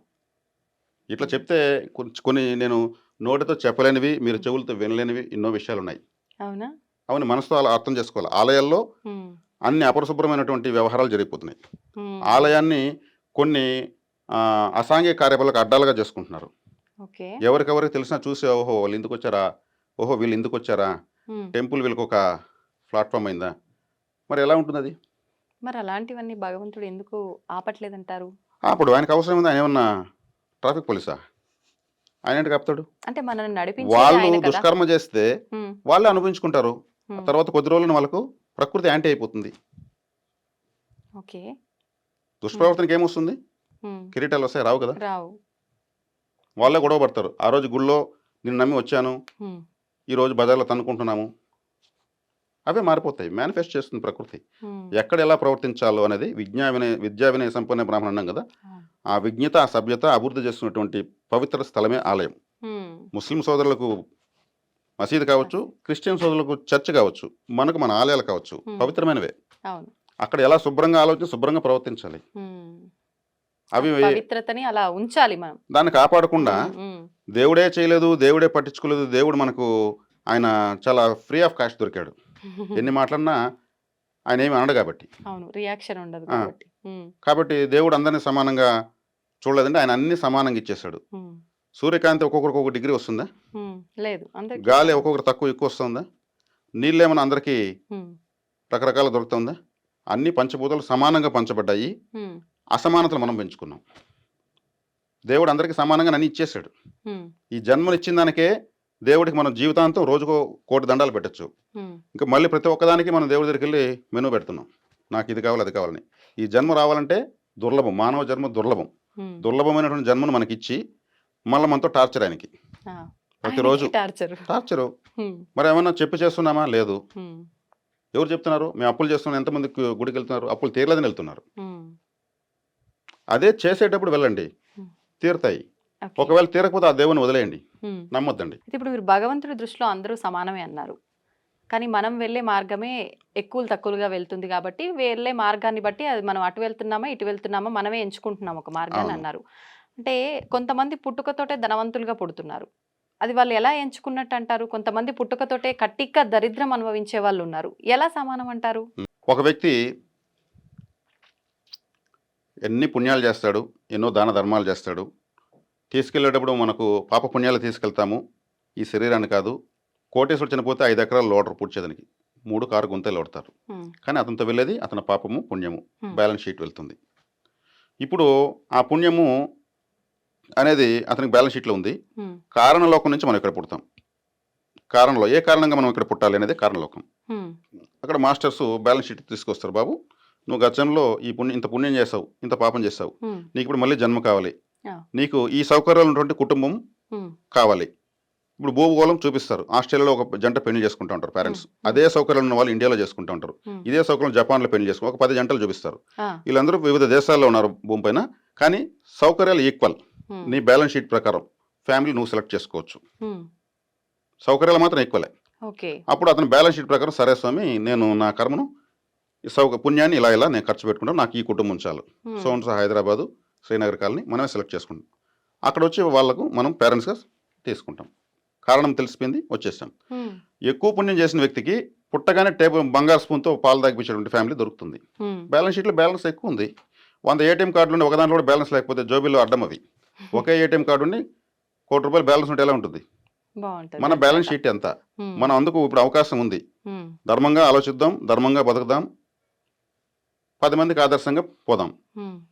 పాపాన్ని మనమే సంపాదిస్తున్నాం, పుణ్యాన్ని మనమే సంపాదిస్తున్నాం. మనం చేసుకున్నదే మనకు వస్తుంది. ఒక అబ్బాయి 5 సంవత్సరాలు చదువుతాడు, 4 సంవత్సరాలు చదువుతాడు, తను రాసిన ఎఫర్ట్ బట్టి మార్కులు వస్తాయి, దాన్ని బట్టే ఉద్యోగం వస్తుంది. ఏమి చదివిన వ్యక్తి కూడా 5 సంవత్సరాలు అయిపోతుంది, ఉద్యోగం ఎలా వస్తుంది? ఉమ్, జన్మోద్ధరణ కావాలి. జన్మోద్ధరణ కావాలంటే మనం ఈ జన్మలో అవకాశం ఉన్నప్పుడు ఉన్నతంగా ఆలోచనలతో, విలువలతో బతకాలి. ఉమ్, అలా బ్రతకపోయినప్పుడు మనకు బ్యాలెన్స్ షీట్ రాదు. ఉమ్. ఎలా వస్తుంది? మీకు చక్కగా అర్థమైంది అనుకుంటాను. అర్థమైంది, అర్థమైంది. ఇప్పుడు మీరన్నారు అంటే ఒక 4 ఆప్షన్ ఎంచుకోమంటారు అని. మనం ఎంచుకున్నాము. ఇక్కడ నాకు అంటే నేను అనుభవించాల్సిందే. ఇప్పుడు మీరు ఇందాక చెప్పింది ధనికుల సంబంధించిన ఎగ్జాంపుల్ చెప్పారు. నేను ఎగ్జాంపుల్‌కి అసలు బాగా ఇబ్బందులు పడి అసలు ఒక పూటకు గూడా గతి లేని స్థితిలో ఉన్న కుటుంబంలోనే ఒక పర్సన్ జన్మించాడనుకోండి. అంటే తన బ్యాంకు బ్యాలెన్స్‌లో ఆయన పాపాలే అనుభవించాలి, ఖచ్చితంగా కష్టాలు అనుభవించాలని రాసుంది. మరి ఇప్పుడు నేను దీన్ని తప్పించుకోవాలి అనంటే సాధ్యపడుతుందా? సత్కర్మాచరణ ద్వారా దాన్ని సాధించుకోవచ్చు. అంటే సత్కర్మ నేను ఈ జన్మలో చేస్తే, ఈ జన్మలోనే నేను మళ్ళీ నార్మల్ లైఫ్ అనుభవించొచ్చా? ఇది మళ్ళీ మరుసటి జన్మలో ఏమైనా? అది కర్మ తీవ్రతను బట్టి. ఈ హ్మ్. జన్మలోనే మీకు కావాలనేది బ్యాలెన్స్ షీట్ అయిపోతే హ్మ్. అప్పటి నుంచి మీకు అదృష్టం ప్రారంభమవుతుంది. హ్మ్. ఇప్పుడు కేఎఫ్‌సి చికెన్ అనేటువంటి ఓనరు 60 సంవత్సరాలకు ఆయనకి ప్రపంచం తెలిసాడు. హ్మ్. హ్మ్. ఆయన వయసు 60 సంవత్సరాలకు కేఎఫ్‌సి అనేది ప్రపంచానికి తెలిసింది. హ్మ్. 60 సంవత్సరాల వరకు ఆయన కృషి ఏమైనా ఆపాడా? లేదు. అప్పటి వరకు ఆయన సాధారణ వ్యక్తే కదా! అవును. మరి ఆయన యొక్క బ్యాలెన్స్ షీట్ 60 సంవత్సరాల వరకు ఓపెన్ కాలేదు. ఆయన క్రమశిక్షణతో వచ్చాడు. ఇప్పుడు హ్మ్. ఈ రోజు ఏ క్రికెట్ స్టేడియంలో చూసినా, ఫుట్‌బాల్ స్టేడియంలో చూసినా కేఎఫ్‌సి యాడ్స్ ఉంటాయి. హ్మ్. హ్మ్. ఆయన లేకపోయినా ఆయన లేడనే భావన రాదు. హ్మ్. కేఎఫ్‌సి ఉందంటే ఆయన ఉన్నట్టే ఉంటుంది. హ్మ్. మరి పుల్లారెడ్డి గారు, పుల్లారెడ్డి స్వీట్ ఉన్నంత వరకు ఆయనకు స్వీట్ కాంపిటీషన్ లేదు. ఆయన హ్మ్. తదనంతరమే తర్వాత గొప్ప గొప్ప కంపెనీలొచ్చాయి. అవును. దేవుడిచ్చిన వరం. హ్మ్. ఆయన గరిటె భుజాన వేసుకొని ఒక వంట మాస్టర్‌గా ప్రారంభించిన జీవితం, ఆ! ఆ క్రమశిక్షణకు, గత జన్మ కర్మ సిద్ధాంతం అన్నీ బ్యాలెన్స్ అయ్యి, హ్మ్. ఆయన గొప్ప వ్యక్తిగా మారాడు. స్వీట్‌కే ఆయన తలమానికంగా నిలిచాడు. హ్మ్. హ్మ్. ఇట్లాంటి ఆదర్శ వ్యక్తులు మనం ఆలోచిస్తే కర్మ హ్మ్. సిద్ధాంతం ఎవరికైనా ఎలా పనిచేస్తుందో తెలుస్తుంది. హ్మ్. కాబట్టి మనకు ఈ జన్మలోనే ప్రారంభం కావాలంటే అయిపోతుంది. హ్మ్. ఒకవేళ కాలేదంటే ఈ షీట్ బ్యాలెన్స్ ఎక్కడికి వెళ్ళదు. అది వచ్చి మెటీరియల్ అయిపోతుంది. ఒక హ్మ్. కుటుంబంలో జన్మించగానే వాళ్ళు రెడీగా ఉంటారు ₹1,00,000 ఖర్చు పెట్టడానికి బేబీ పుట్టగానే. హ్మ్. ఎగిరి గంతులేస్తారు. అంటే పుట్టగానే ఆ శుభవార్తకి 1,00,000 ఖర్చు పెట్టారంటే అటువంటి కుటుంబంలో మనం అడుగు పెట్టామంటే అది బ్యాలెన్స్ షీటే. హ్మ్. మా అమ్మాయి పుట్టిన మూలకన మాకు అన్నీ కలిసొచ్చాయంటారు. హ్మ్. ఒక కుబేర పుత్రిక పుట్టినట్టే లెక్క. హా! మరి ఏమేమి పుట్టగానే తల్లికి ఇబ్బంది, హ్మ్. తండ్రికి ఇబ్బంది అన్నప్పుడు అంటే ఆ బ్యాలెన్స్ షీట్ అక్కడ లేదు. ఇదే హ్మ్. కర్మ సిద్ధాంతం. దీన్ని సంపాదించుకోవడమే మనం చేసుకుంటే చాలు. హ్మ్. ఇప్పుడు మీరు పుట్టగానే తల్లికి ఇబ్బంది, తండ్రికి ఇబ్బంది అన్నారు గదా! ఇప్పుడు పుట్టినప్పుడు కొంతమంది కొన్ని కొన్ని రకాల గండాలతో పుడతారంటారు. అలా పుట్టినప్పుడు తల్లికి ఇబ్బంది అని కానీ, తండ్రికి ఇబ్బంది అని గాని, సరే తల్లి, తండ్రి అంటే మనం మీరు ఇందాక చెప్పినట్టు ఒక ఆప్షన్ ఎంచుకొనొచ్చాము. మేనమామకి కూడా ఇబ్బంది అని చెప్పి కొన్ని సందర్భాల్లో మనం చూస్తూ ఉంటాం. ఇక్కడ వీళ్ళిద్దరికీ అంటే గత జన్మలో ఏమైనా బంధం ఉంటుందంటారా? ఎలా? ఖచ్చితంగా ఉంటుంది. మీకు హ్మ్. ఇంతకుముందే చెప్పాను. రుణానుబంధ రూపేణ పశుపత్ని సుతాలయ. హ్మ్. రుణంతోనే గత జన్మ రుణంతోనే. ఈ శ్లోకం స్టార్ట్ అయ్యేది రుణానుబంధంతోనే. హ్మ్. రుణం అంటే అప్పు. ఆ! ఎవరికి ఎవరున్నారు అప్పు? ఏ ప్రాంతానికి ఉన్నారు? హ్మ్. అనేటువంటిదని. పశు అంటే సంపద. హ్మ్. పత్ని అంటే భార్య లేదా భర్త. సుత అంటే పుత్రులు, పుత్రికలు. హ్మ్. ఆలయ అంటే మిగిలిన బంధువులు. సుతాలయం అంటే ఆ! బంధువుల యొక్క ఆలయం. ఆ! అక్కడ మేనమామలు, మేనత్తలు వస్తారు. అవును. తల్లికి సోదరులు. హ్మ్. మరి అక్కడ పేగు మెడకు వేసుకుని పుట్టడం వల్ల హ్మ్. మేనమామ చూడకూడదు. ఒక నూనెలో ఆ బిడ్డ మొహం చూపించి చూడాలంటారు. అవును. అలా చూడడం వల్ల ఆ ప్రతిబింబాన్ని చూడడం వల్ల ఆ మేనమామకు దోషం పోతుందని అంటారు. హ్మ్. హ్మ్. ఇటువంటివి ఆచారాలు, తంతులు ఉన్నాయి. వాటిని హ్మ్. ఖచ్చితంగా ఆచరించాలి. హ్మ్. అలా ఆచరించకపోతే 3 నెలల్లోపు చేయాలది. హ్మ్. 3 నెలల్లోపు చేయకపోతే అతను ఒక చిన్న వెహికల్‌లో పడడమో, ఏదో ఒక తడబాటు అవ్వడమో జరుగుతుంది. హ్మ్. నాకు ఆ సాంగ్యం చెప్పారు నేను చేయలేదు. ఆ! నాకు జరిగింది ఇలా పడ్డాను బండిలోని అంటూ ఉంటారు. హ్మ్. ఇవన్నీ అనాదిగా వచ్చాయి. వాటిని ఎక్కిరించకూడదు, ఎగతాళి చేయకూడదు. హ్మ్. ఆచరించాలి. ఓకే. అది. హ్మ్. దాంట్లో సందేహం ఏం లేదు. అలా జరుగుతుంది. హ్మ్. మేనమామలు కూడా ప్రభావితం ఉంటుంది. హ్మ్. ఆ బిడ్డ యొక్క ప్రభావము తత్సంబంధ బంధుకారకత్వాలన్నిటిపైన ఉంటుంది. హ్మ్. పుట్టగానే తాత చనిపోతాడు. తాతకు సంబంధించిన కర్మ అప్పుడు బ్యాలెన్స్ ఇతను రాగానే ఆయన అంటా ఉంటాడు. హ్మ్. నాకు మనవరాలు, మనవడు పుడితే చూసేసి మళ్ళీ చచ్చిపోతా అంటా ఉంటాడు. హా! ఆయన మాట అలాగే అంటా ఉంటాడు. చూస్తాడు. ఆ ముసలోడు కరెక్ట్‌గా చెప్పాడురా. చూసాడు, చనిపోయాడు మాట చనిపోయాడు. ప్రకారం. అవును. అని ఊరంతా నవ్వుకుంటారు హ్మ్. సంతోషంగా. సంతోషంగా. పెద్దాయన చిన్న గట్టోడు. అవును. ఏది చెప్పాడో అదే జరిగింది. అలానే ఉన్నాడు. హ్మ్. ఇట్లాంటివన్నీ మనం చూస్తూనే ఆ! ఉంటాం. మొండోడు అన్నమాట నెగ్గే వరకు ఉన్నాడు. అయిన తర్వాత పోయాడు. ఇలా గూడా మాట్లాడతారు. అవును. మనం హ్మ్. చూస్తూనే ఉన్నాం. అవును. కొత్తేమి కాదు. హ్మ్. కాకపోతే మళ్ళీ ఒక వేదిక పైకి తెచ్చుకొని మాట్లాడుకుంటున్నాం. హ్మ్. కాబట్టి ఎంత ప్రభావం ఉంది మనుషుల జీవితాలకు, అవును. ఆలోచనలకు. అందుకే ఆలోచించాలి. ఆలోచించి ఆలోచించాలి. మరిప్పుడు మీరన్నారు. అంటే ఆ 3 నెలల లోపో పలానా ఇన్ని మంత్స్ లోపో ఈ కార్యక్రమాలు చేయాలి. చేయకపోతే ఖచ్చితంగా ఏదో చిన్న దాంతో అయినా సరే వాళ్ళకు ఇబ్బందయితే కలుగుతుంది అని చెప్పి. అంటే మనం ఒక హిందూ ధర్మంలో మాత్రమే మన భారతీయుల్లో అంటే మిగతా మతాల వారు ఉన్నారు. మనము ఉన్నాం. వాళ్ళ దాంట్లో ఇవన్నీ ఎక్కడా పాటించినట్టుగా అనిపించవు. మరి వాళ్ళంతా ఇలా మీరన్నట్టుగా ఇబ్బందులు పడుతున్నారా దీనివల్ల?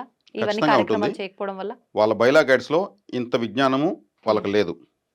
మన హిందూ ధర్మము ఎప్పుడు పుట్టిందో తెలియదు, ఉమ్, దీని పుట్టుక తెలియదు. ఉమ్, లక్షల కోట్ల సంవత్సరాలకు చరిత్ర మనకుంది. ఉమ్, వాళ్ళ మతాలు కొన్ని వందల వేల సంవత్సరాల ముందే మాత్రమే పుట్టాయి. ఉమ్, కాబట్టి వాళ్ళకు అంతకుముందు వేల కోట్ల సంవత్సరాలుగా ఉన్నటువంటి ఈ ధర్మం యొక్క సూత్రాలు వాళ్ళకి అన్వయించ తెలియదు. దొరకలేదు. వాళ్ళు తయారు చేసుకున్నటువంటి లేదా వాళ్ళకి దొరికినటువంటి దాన్నే అనుసరిస్తున్నారు. కానీ ఈ తడబాట్లు అయితే ఎవరికైనా జరుగుతాయి. ఉమ్, కానీ దీనివల్ల ఇది జరిగిందనే బయలా వాళ్ళకి లేదు కాబట్టి ఓకే. వాళ్ళ ఆవరణలోకి రాలేరు, వచ్చి ఆలోచించలేరు. అంటే ఒక ఆధారం లేదు కాబట్టి దానికి సంబంధించి వాళ్ళు అసలు ఫస్ట్ నమ్మరు, తెలీదు. తెలియదు. ఉమ్, జరిగిందంటే దేనికో మన పొరపాటు వల్ల జరిగిందనేటువంటి స్థితిలో ఉంటారు. అందుకే హిందూ మతంలో పుట్టడం ఒక అదృష్టం, ఉమ్, ఈ మతంలో బతకడం ఒక అదృష్టం. ఉమ్, ఈ మతాన్ని వదిలేసిన వాళ్ళు 100 జన్మలు వెనక్కి వెళ్ళినట్టే. ఉమ్, కన్నతల్ని మారుస్తామా? మార్చలేం. మరి కన్నతల్ని మార్చిందనకన్నా ఘోరం హిందూ మతాన్ని వదిలేయడం.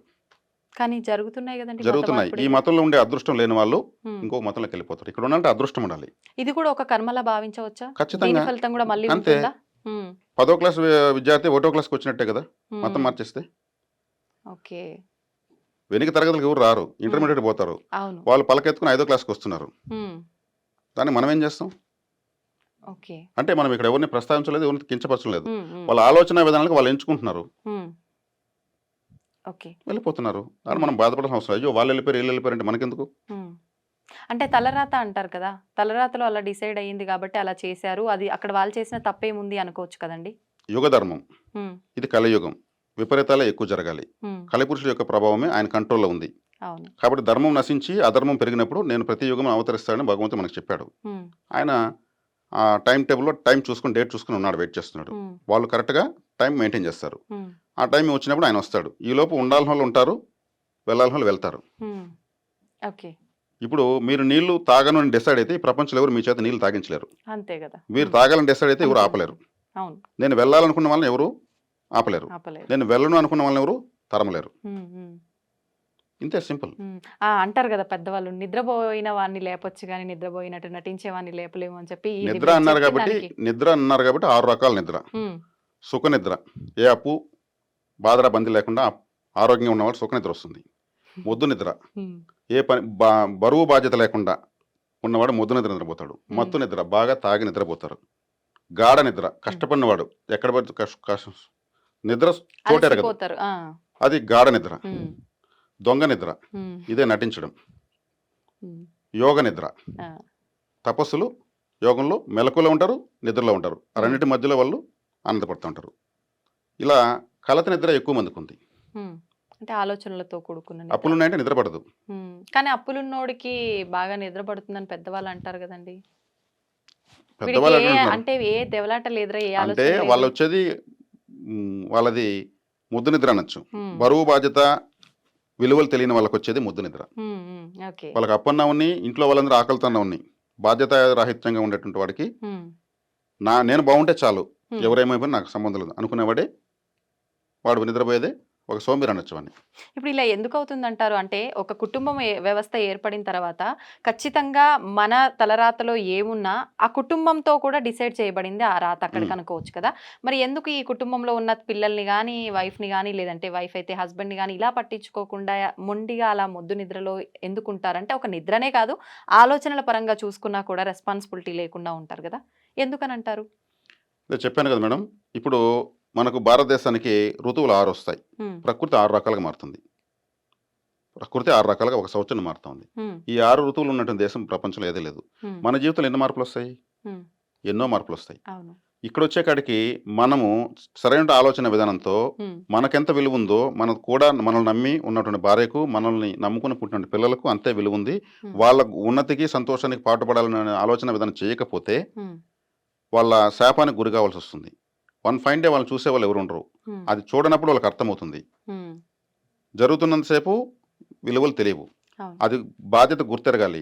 ఈ యుగధర్మం ప్రకారము ఇటువంటి వాళ్ళే ఎక్కువ అవ్వాలి. ఉమ్, అడాల్ఫ్ హిట్లరు ఆ రోజుల్లో జర్మనీలో 3 పూట్ల తినేసి పని పాట లేకుండా ఎందుకు దేశానికి అవసరం లేనటువంటి అబ్బాయిలు ఎంతమంది ఉన్నారో హిట్లర్ ఉద్యోగం ఇస్తా ఉన్నాడని చెప్పి తీసుకురండి అని చెప్పాడంట. ఉమ్, జర్మనీలో వేస్ట్ గాళ్ళు, ఉమ్, ఇంక వీడు ఎందుకు పనికిరాడు అనుకున్న వాళ్ళను వీళ్ళు ఎంక్వైరీ చేసి 10,000 మంది వచ్చారంట అప్పట్లో యూత్. వాళ్ళు ఎందుకు పనికిరారు, వాళ్ళు 3 పూట్ల తింటున్నారు, అలా తిరుగుతున్నారు, పొద్దుపోదు పడుకుంటున్నారు, తిన్నామా పడుకున్నామా తెల్లారిందనే డైలాగ్ సరిపోతారు. అవును. హిట్లరే మనల్ని పిలుస్తున్నాడు, ఇంకా అదృష్టం ఉందని వెళ్ళాడు. ఉమ్, మీకు అందరికి ఉద్యోగం ఇస్తాను, ఒక షిప్లో మీరు అట్లా విహారయాత్ర వెళ్ళండి అని చెప్పి ఆ షిప్లో తీసుకెళ్ళి ఉమ్. వాళ్ళకి చెప్పాడు, ఎవరికి షిప్ నడిపిస్తున్నటువంటి ఆఫీసర్లకు. నడి సముద్రంలో ముంచేసి వచ్చేస్తారు వాళ్ళు. అంటే వాళ్ళు ఎందుకు పనికిరారు? ఉపయోగం లేదు వాళ్ళ వల్ల. ఉపయోగం లేదు. వాళ్ళు ఉమ్, 10,000 మంది 3 పూటలు తింటే ఎంత ఖర్చు? అవును. వాళ్ళ వల్ల ఏమైనా దేశానికి ఉపయోగం ఉందా? లేదు. వీళ్ళు జమ్మని సూట్లు వేసుకుని ఈత కొట్టుకొని వచ్చేసారు, ఆ షిప్ను ముంచేసి వచ్చేసారు. ఉమ్. వాళ్ళు కఠినంగా తీసుకున్నా దాని వెనక చాలా అర్థం ఉంటుంది. చాలా మంది ప్రపంచ స్థాయి మార్పు నాయకుడు. రావాలి చాలా మందిలో ఇది వింటే. అవును, ఇది జరిగింది. హిట్లర్ అంత కఠినమైన నిర్ణయాలు తీసుకున్నాడు కాబట్టి ప్రపంచాన్ని ఎదిరించాడు. ఉమ్, చూడడానికి 4 అడుగులు ఉంటాడు, ఆయన గుండె చూస్తే చాలా శక్తివంతమైనది. ఉమ్, ఉమ్, ప్రపంచాన్ని జయించాలని ఒక తపంతో అలా నియంతయ్యాడే కానీ అవసరం లేని వాడికి, ఈ మనిషిగా బతికే అర్హత లేని వాడికి 3 పూటలు తిండేందుకు, మనకు బట్టేందుకు, అంతే. ఉద్యోగం మనకి సముద్రంలో ఇచ్చేశాడు. ఉమ్, శాశ్వతమైన ఉద్యోగం అది. వేస్ట్. ఇంతమంది ఉన్నారా మన దేశంలో? ఉమ్, దేశభక్తి లేదు, వాళ్ళ జీవితం విలువ తెలియదు. మరి ఆయన అలా ఆలోచించాడు. ఉమ్. కానీ ఇప్పుడు మనం అలా చేయలేం కదా, ఇది వాళ్ళని అందుకే మార్చాలి అని అంటే. ఉం? ఉమ్, అదే మేడం, ఎవరికి వాళ్ళు సంకల్పం ఉమ్, చేసుకోవాలి. ప్రతి ఒక్కరు గొప్పవాళ్ళే. ఇంకెవరో గొప్పవాళ్ళు అనుకుంటారు, మనం గొప్పవాళ్ళమే. ఉమ్, మన గొప్పతనాన్ని మనమే కప్పెడుతున్నాం, ఉమ్, కవచాలు వేస్తున్నాం. ఇంకొకరు గొప్పతనాన్ని జెండాలు గట్టి ఎగురుతున్నాం. ఉమ్. మనం ఎందుకు గొప్పవాళ్ళు కాదు? మన హా. గొప్పతనాన్ని మనమే దాచుకుంటున్నాం, మనమే నిర్ణయించుకోలేదు. మనం గొప్పవాళ్ళు కాదని మనమే అనుకుంటున్నాము. ఇంకొకరు ఎలా అంటారు మన గొప్పవాళ్ళని? ఓకే. ఆలోచిస్తే ఉమ్, ఆలోచన చాలా శక్తివంతమైంది. ఒక ఆలోచన నుంచే ఉమ్, ఈరోజు అమూల్ ఫ్యాక్టరీ పుట్టింది. చెంబుల్లో బిందెల్లో అమ్ముతున్న పాలు ఉమ్, ఒక ప్యాకెట్లో ఎందుకు అమ్మకూడదని ఆలోచించిన వ్యక్తి అమూల్ ఫ్యాక్టరీ ఓనరు. ఉమ్. ఆయనకు వచ్చిన ఆలోచన ఈరోజు కొన్ని వేల పాల ఫ్యాక్టరీలు వచ్చాయి. అవును. ఆయన ఆలోచించకపోతే వచ్చుంటాయా? లేదు. మరి ఆలోచన చాలా శక్తివంతమైంది. అందుకే ఆలోచించమన్నా నేను. ఉమ్, మనం ఎలా ఆలోచించాలి, మనం బాగుండాలంటే మనం ఎలా ఆలోచించాలి. ఉమ్. అప్పుడు మనల్ని మనమే తయారు చేసుకుంటాం. అవును. మనమే మనలోనే దేవుడు ఉన్నాడు, మన ఆలోచన మనకు దేవుడు. ఉమ్, అంతే కదా? అంతే. సరిగ్గా ఆలోచించకపోతే మన పట్ల మనమే విలను. ఉమ్.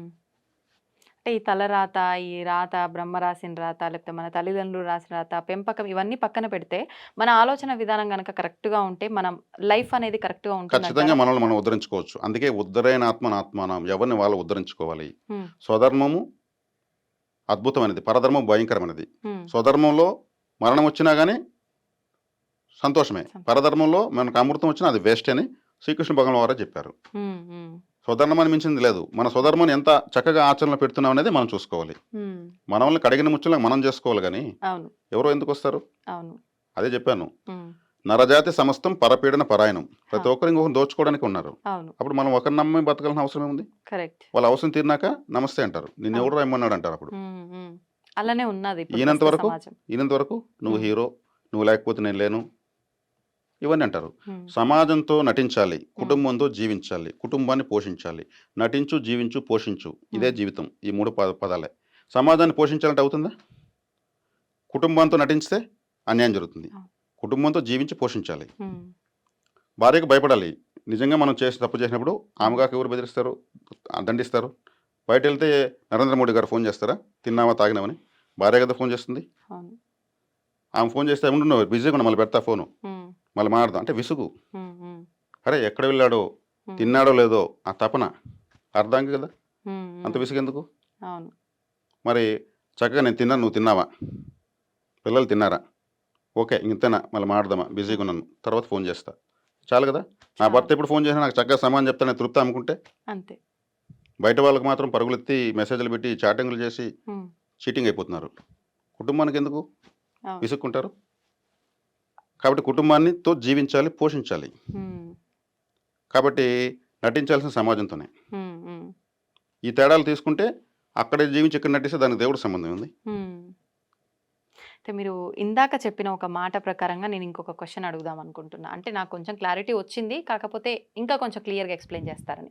అయితే చర్యకు ప్రతిచర్య అని చెప్పి మనం ఏది చేస్తే అది వస్తుంది. ఖచ్చితంగా మరొక జన్మలో అనుభవిస్తామన్నారు. అంటే దీన్ని బట్టి పునర్జన్మ అనేది మనకు ఉంది. అది పునర్జన్మ ఉంటే మనిషి జన్మగానే ఎత్తి మనం ఇవన్నీ తీర్చుకుంటామా? లేదంటే ఇంకేదో జీవరాశిగా మనం జన్మెత్తుతామా? మనము దేవతలను పూజిస్తాం. దేవతలు మనలాగే ఉంటారు. కాళ్ళు, చేతులు, ముక్కు అంత యాజ్ ఇట్ ఈజ్. హ్మ్. కాకపోతే ఆభరణాలు పెట్టుకొని దివ్యదేహులుగా ఉంటారు. హ్మ్. అలాగే ఉంటారు. ఎనుములో హ్మ్. మరి కుక్కలో లేదా ఇంకేదో జంతువులో కూడా ఉమ్, దేవతలను పూజిస్తాయి అనుకున్న అడవులో. అవి ఎలా ఆలోచిస్తాయంటే ఉమ్, వాళ్ళ దేవుడు అలాగే చెవులు మొహము ఇనుములాగానే వాళ్ళ దేవుడు వచ్చినట్టుగా అవి ఊహించుకుంటాయి. ఉమ్, ఉమ్, ఎందుకంటే వాళ్ళ జాతి కదా, అవును. ఎనుము జాతి, ఎనుము జాతిగానే ఒక దేవత వస్తుంది. ఉమ్, అంబా అంటూ ఏం కావాలో ఆ భాషలో, ఆ లాంగ్వేజ్, ఆ కోడింగ్లో మాట్లాడి ఇస్తుందని అనుకుంటుంది. ఆహా, అంటే ఆ స్వభావం అలాగే వస్తుంది. అంత్యకాలం ముందు ఎవరు నన్నే స్మరిస్తారో వాళ్ళు నన్నే చేరుకుంటారని భగవద్గీతలో చెప్పాడు ఉమ్, శ్రీకృష్ణుల వారు చనిపోయేటప్పుడు. హా, అంటే దాని అర్థం ఏంటంటే చనిపోతూ ఏదైతే ఎక్కువ తలుచుకుంటూ ఏది చెప్తూ చనిపోతారో అదే వాళ్ళగా పుడతారు. ఉమ్, ఉమ్, ఉమ్, అంటే ఏదైనా సరే ఏది ఎక్కువ స్మరిస్తారో దాన్నే పుడతారు. ఆహా, ఇప్పుడు ఇక్కడ వచ్చేకాడికి అంత్యకాలం ముందు మనం ఏదైతే సాధించున్నామో, ఏదైతే పొందలేకపోయినామో, అరే రే మనకు ప్రాణం వెళ్తా ఉంది, శరీరాన్ని వదిలేస్తున్నాము, ఉమ్, అందరూ మసకమసగా కనిపిస్తున్నారు, ఉమ్, శరీరాన్ని ప్రాణం వదులుతూ మళ్ళీ లోపలికి వెళ్తూ బయట వస్తూ ఉంది, అందుకే ప్రాణం ఆయన ఎగతీసుకుంటున్నాడు అంటారు. ఆ, ఆ, బాడీ అవును. బయటకు పోతూ లోపలికి వస్తూ పోకుండా శరీరం వదలదు, లాగుతుంది, ఉమ్, ప్రాణం పోతుంది, శరీరం లాగుతుంది, ఉమ్, ఈ జంజాటం ఉంటుంది.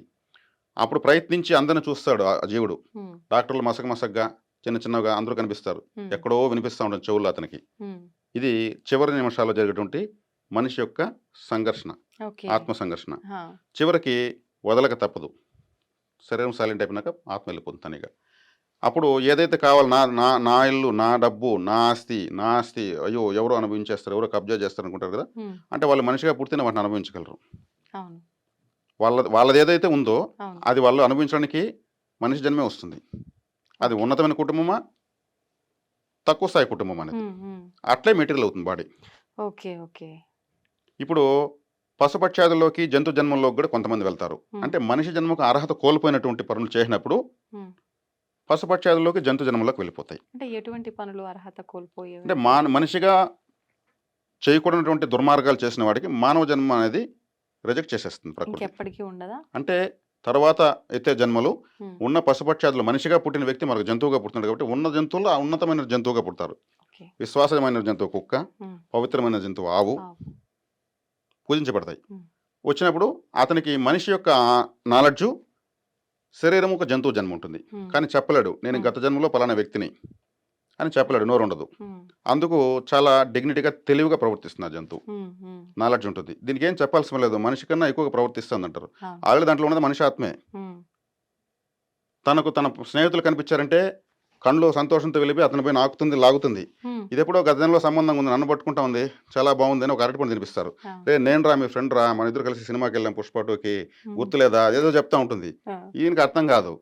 సరే సరే ఈ ఆవు కనిపించినప్పుడు నేను ఒక అరటి పండు ఇస్తాను అని. ఉమ్, అది చూసి బాధపడుతుంది. మనం పుణ్యం చేస్తుంటే మనిషిగానే పుట్టి మన ఫ్రెండ్తో వాళ్ళతో తిరుగుతాం. మాట్లాడే వాళ్ళని తిరిగే అందుకు వాళ్ళం. చింతన పడుతుంది, ఆవు ఉమ్, చింతన పడుతుంది.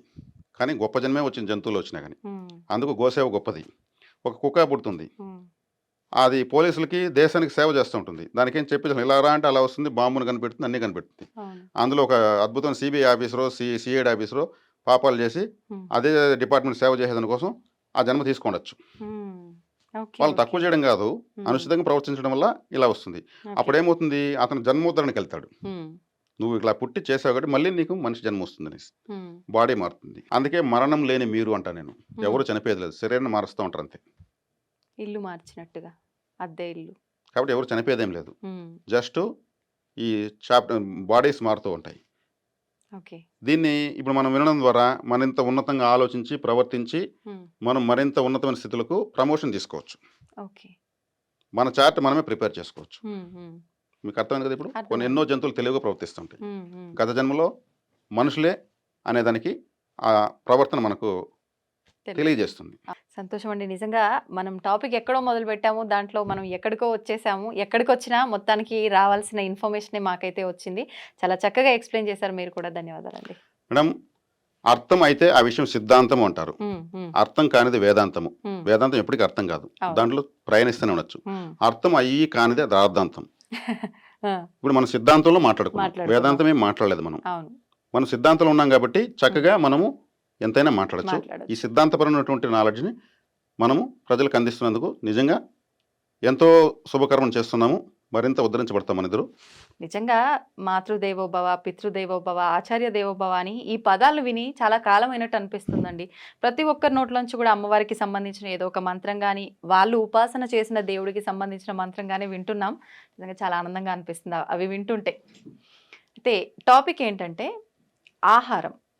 అసలు ఆహారం విషయంలో ఈ మధ్య కాలంలో ఒక పెద్ద యుద్ధమే జరుగుతుందని చెప్పాలి.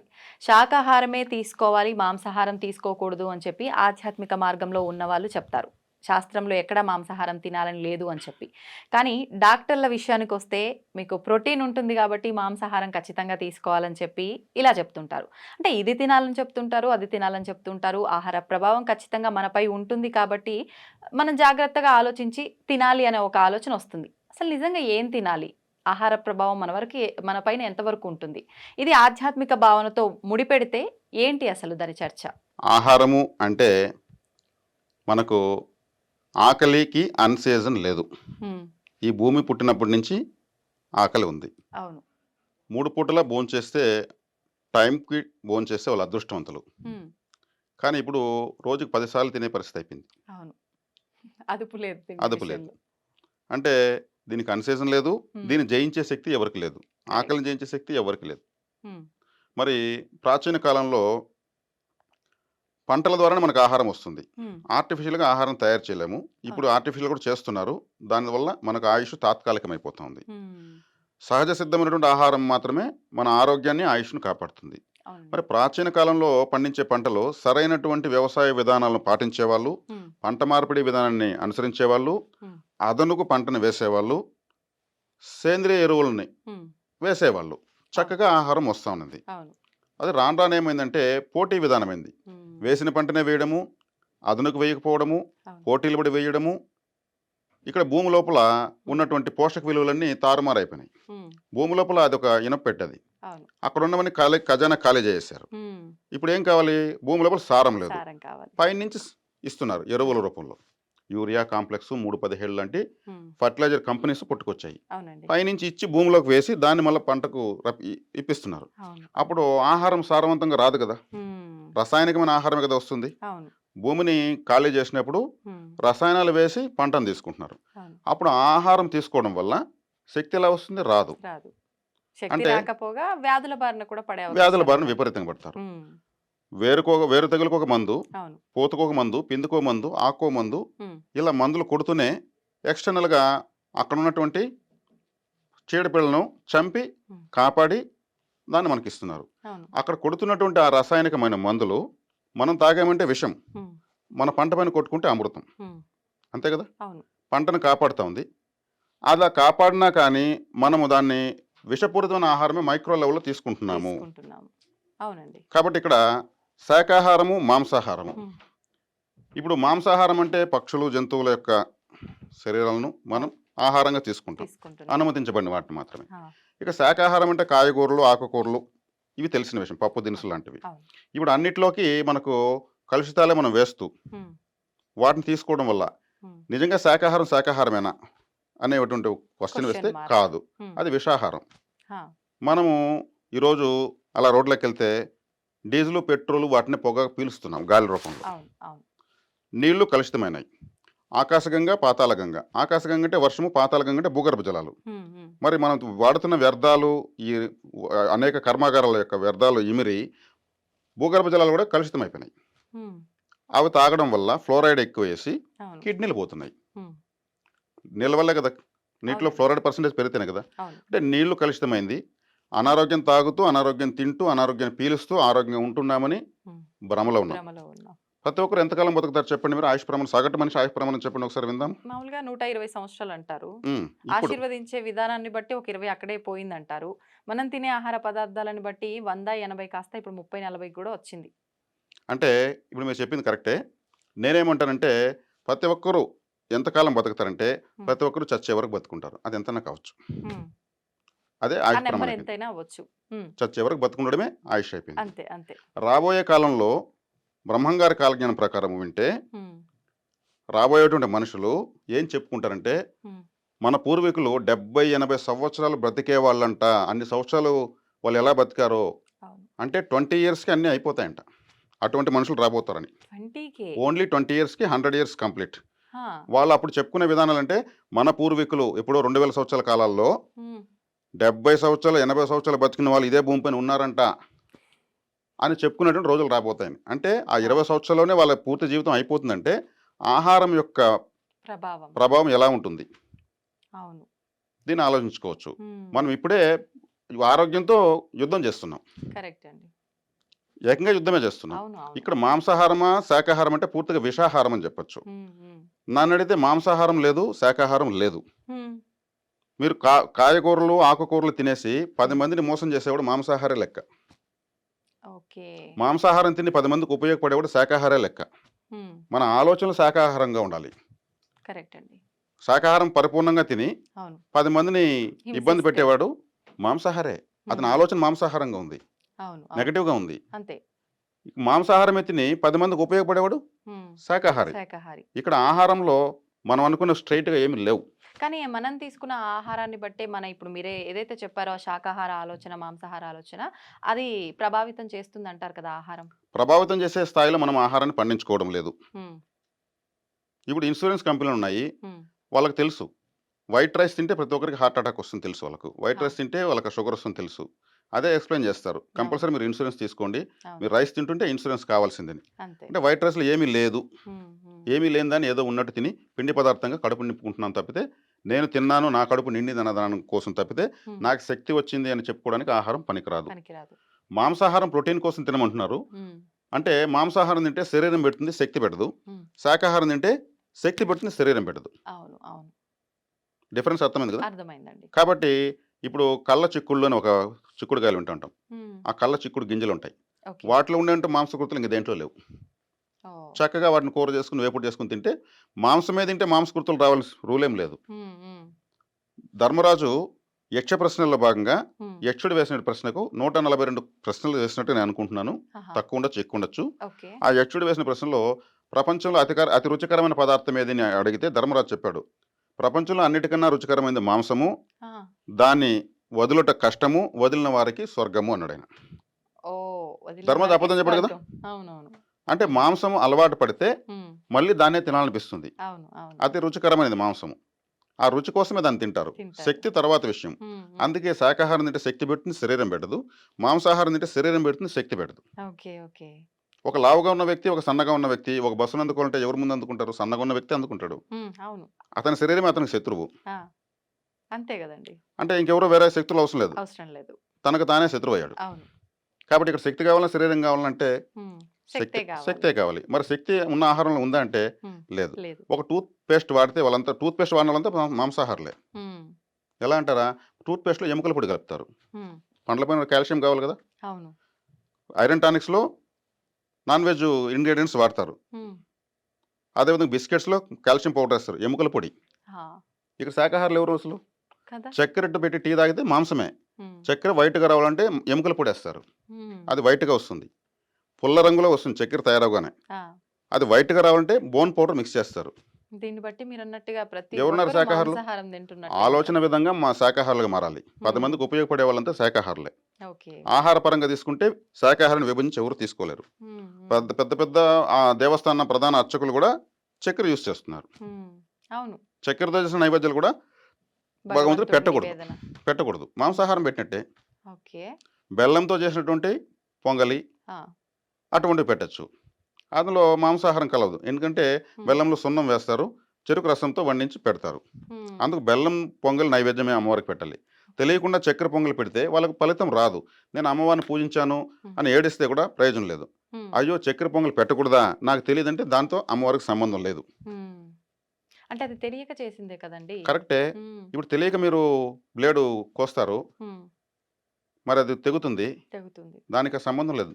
మీరు టమాటా కోయచ్చు, చెయ్యి కోసుకోవచ్చు, కానీ ఇక్కడ వస్తువుతో సంబంధం ఉంది. అక్కడ అన్ని జ్ఞానాలు తెలిసి మనని సృష్టించిన భగవంతుడే ఉన్నాడు కదా, వీళ్ళు తెలిసి తెలియక ఈ బయలాన్ని మనకు మన సనాతన భారతదేశము మనకు అందించింది, వాటిని మనమే దూరం చేసుకుంటూ వచ్చేసాము. తప్పు మనదే.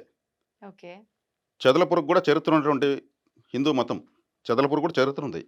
సాక్షాత్ శ్రీ మహావిష్ణువు నిద్ర లేపడానికి దేవతలందరూ కలిసి ఆయన నిద్రలేపితే యుద్ధం చేసి అలసిపోయి పడుకుంటే ఆయన నిద్రలేపితే ఎలా అవుతుందని డిస్టర్బ్ చేయకూడదని ఒక చెదపురుగుని బ్రహ్మదేవుడు సృష్టించి ఆయన చేతిలో బాణం పట్టుకుని నిద్రపోతుంటాడు.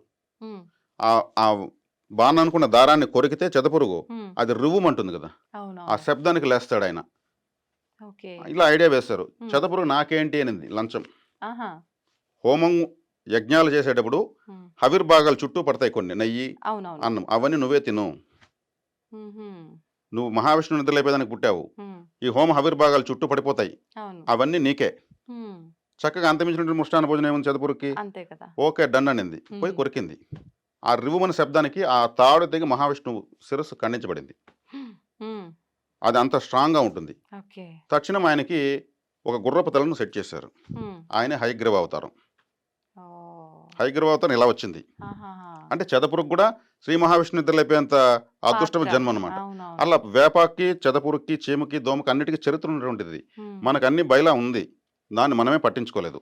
ఓకే. మారుతున్న కాలానికి మనము దూరం అయిపోతున్నాం సాంప్రదాయానికి. ఉమ్, అది అయిపోమని భగవంతుడు చెప్పలేదే, అవును అవును తెలుసుకోమని చెప్తున్నారు. అవును. ఇప్పుడు ఈ మన ఛానల్ వేదికగా మీకు నాకు ఆ అదృష్టం కలిగింది. మనకు నిజంగానే. తెలిసినంత మనం అంతే. చెప్తున్నాం. మన ఇద్దరికే కాదు, మన ప్రేక్షకులకు కూడా ఖచ్చితంగా నిజంగా ప్రేక్షకుల ఒక కోసం మంచి మనం విషయం. చెప్తున్నాం. ఉమ్, కాబట్టి ఇక్కడ శాకాహారం మాంసాహారం అంటే ఉమ్, శాకాహారం లేదు, మాంసాహారం లేదు, విషాహారం ఉంది. ఉమ్, దీని నుంచి మనల్ని మనం కాపాడుకోవాలంటే మనకు ముందు జ్ఞానం కావాలి. జ్ఞానం కావాలి. జ్ఞానాగ్ని దగ్ధ కర్మానం. ఉమ్, కర్మను జ్ఞానంతోనే దగ్ధం చేయొచ్చు, దాని డబ్బులు ఇచ్చి మనమేమి తరంలేం. అవును. కాబట్టి ఈ విధంగా తెలుసుకొని ఆహార విషయంలో తగు జాగ్రత్తలు పాటించి ఉమ్, ఉన్నంతలో ఇంకొంత మెరుగైన ఆరోగ్యాన్ని సంపాదించుకోవచ్చు. ఆలోచన పరంగా ఆరోగ్యంగా ఉండాలి ఫస్ట్. ఉమ్, ఉమ్, అవును.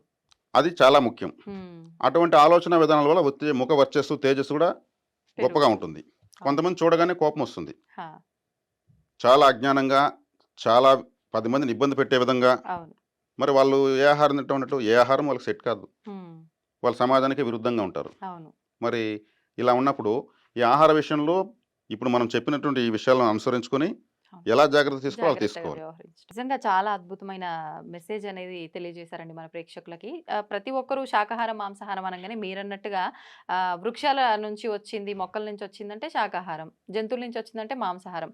నిజంగా ఏ ఆహారం తిన్నాం అన్నది ఇంపార్టెంట్ కాదు, నిజంగా ఆలోచనలో చూపించాలి ఆ ప్రభావం అనేది. చాలా మంచి విషయం తెలియజేశారండి. ధన్యవాదాలు. ధన్యవాదాలు.